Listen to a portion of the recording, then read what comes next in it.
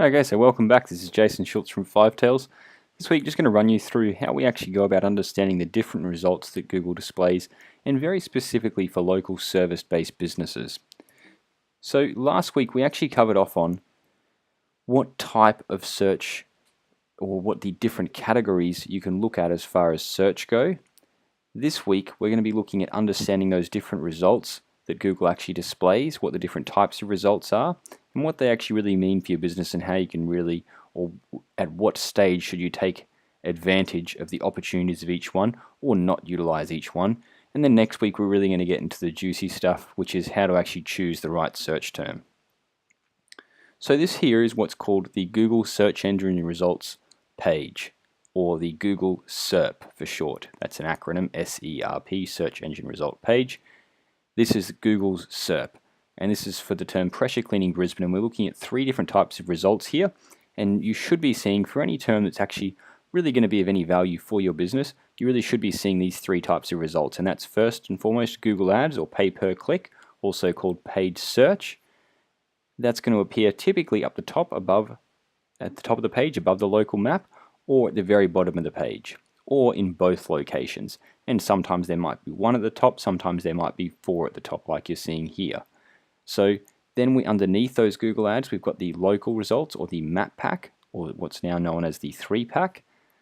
Then underneath that, we've got the organic results, the more traditional results that you would hear about when it comes to SEO. Now the term we're looking at here is pressure cleaning Brisbane, and only noting that just for reference, it doesn't actually change anything as far as what we're looking at here. So as far as Google Ads go, this is just a zoomed in version of the previous screen we were looking at.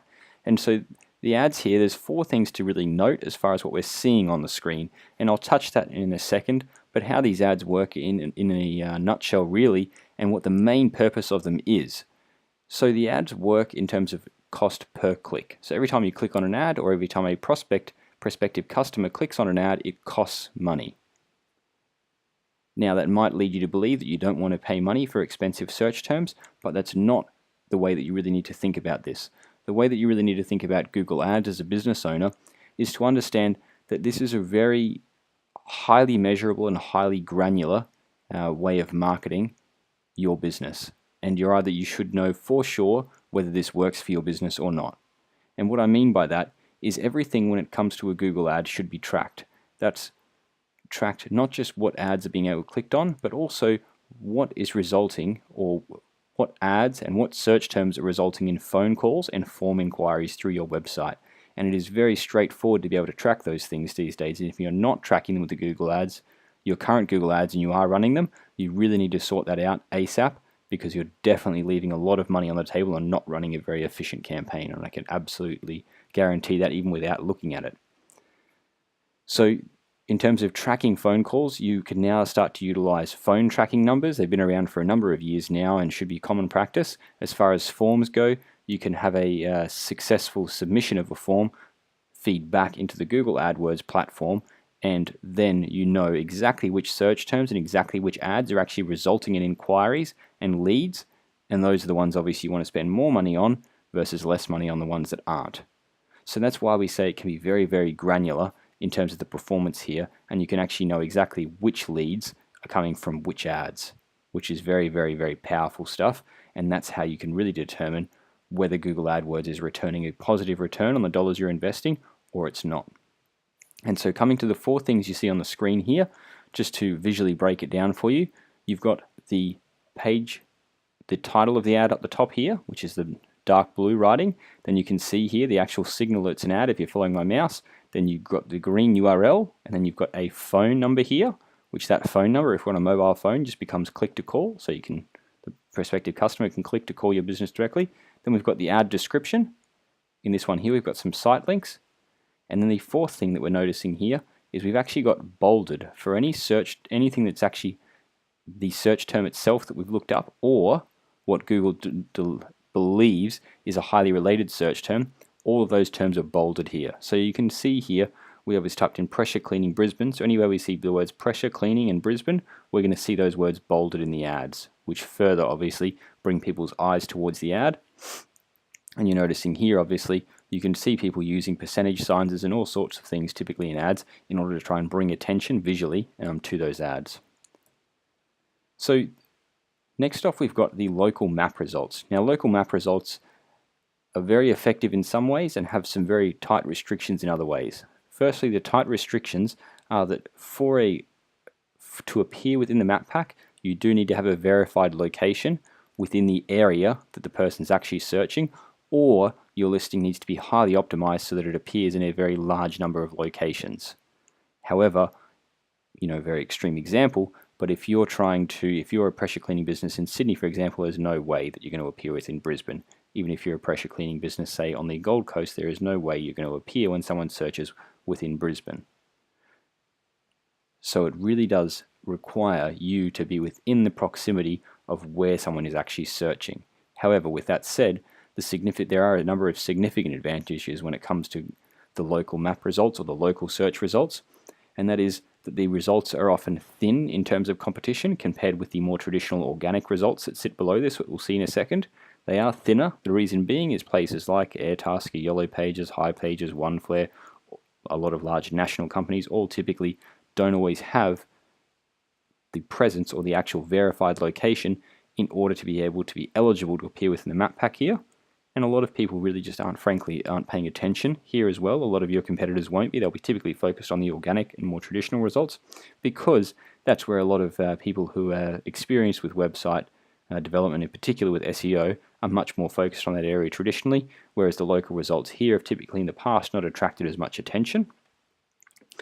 And the other part that is really powerful as far as local maps go is when it comes to a mobile phone, and typically about 60% of the people coming to your website are on a mobile phone and 60% of searches are done on mobile. So on a mobile phone where you can see these website buttons here, they actually become phone buttons. And that's really powerful because someone can just click and call your business directly. An inquiry over the phone, as you're probably aware, typically is normally much higher quality than one coming through via your website. So that's the real power of the local search or local map results. The organic results are different again. Now the organic results are different because you don't need an actual presence to be in that location, which means that you can actually appear for a very wide variety of searches across a very wide variety of locations. And really, if you do have a website that has a decent level of authority and has built up that authority over a period of time, in other words, SEO has been done for a while, you can typically appear for a very wide number of searches quite easily once you have built up that authority, because you can really add new pages to your website and appear for new search terms, provided obviously it's done with a strategy in mind. But it really does allow you to cast the net very wide in terms of your services and your geographical reach of your business, of where you're actually pulling in new prospective leads and customers from. And the three things we're looking at here, again, we've got the page title, we've got the URL, as we were seeing before, except now we no longer have the ad button like we saw with Google Ads, and then we've got what's called the meta description. Now the meta description doesn't have any influence as far as SEO goes. It's not influencing the ranking or your position directly. It's indirectly influencing it though, because it does mean that someone might be more likely to click on your ad than someone else's if they actually read the description, or if the description just visually stands out to them. Sometimes having a phone number in it, or a question like this, or using search terms that people are going to search for, that mean that the listing is going to be bolded, can help with what's called click-through rate, or the percentage of people who actually click on your listing and not a competitor's. Because after a while, Google's algorithm starts to learn that for this particular search term, people are more likely to click on this one than this one, and therefore there must be a reason why, so Google's going to switch them around and stick MLK pressure cleaning in this instance on top.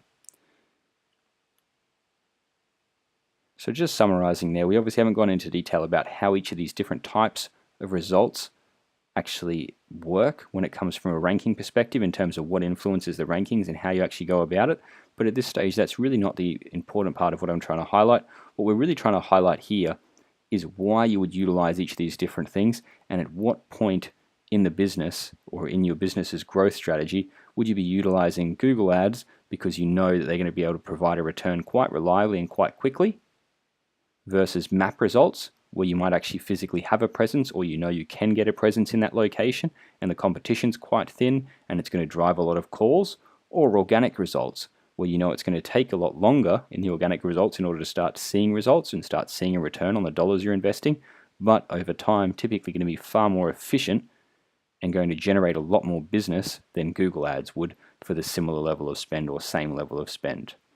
So I hope that's given you a really good understanding. Obviously, if you're not sure at all, if you've got any questions, if you want to bounce around and find out whether, or get our view as to whether how we would approach the growth of your business if we were you and we were the owners of the business, that's really our approach when it comes to talking with you. And if you do have any thoughts, or you want to bounce ideas around about how we would go about growing your business, by all means, give us a call. I'm more than happy to have a chat or reply to the email, and happy to talk to you about it as well and answer any questions you've got.